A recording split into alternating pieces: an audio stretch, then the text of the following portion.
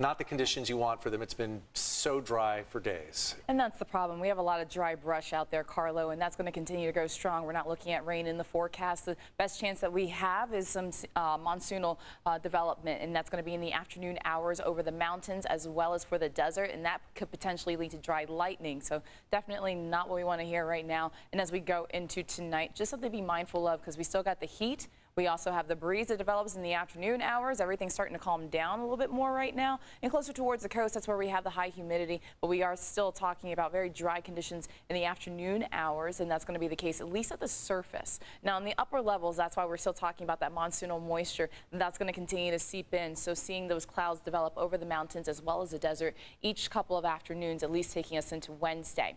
Your forecast right now for downtown, we're at 73 degrees. A few clouds out there. Also talking about some winds out of the northwest at about 8 miles per hour. So we had a little bit more of that vertical lift over the mountains earlier with those cumulus clouds, starting to see that really dissipate. That's going to be the case as we go into tonight. Now we're going to shift gears and talk about low clouds. So we're talking about a pretty shallow marine layer as we still have the influence of high pressure. So that's going to lead to low clouds as well as some patchy fog developing and lead right mainly along the coast, not extending as far inland. Still with those chances, as I mentioned, for those afternoon thunderstorms. And then we're talking about a cooler second half of the week as temperatures start to get back into that near seasonal range. Right along the coast, you're going to have the surf up to about 3 feet and a low risk of rip currents at our local beaches. That's going to stick around all the way through Wednesday. So you have this area of high pressure tapping into that monsoonal moisture. That high pressure system is going to stick around. And then you have this dip in the jet stream that looks to take place as we go into the second half of the week. That's going to help to bring our temperatures down, getting us a little bit closer to that seasonal range.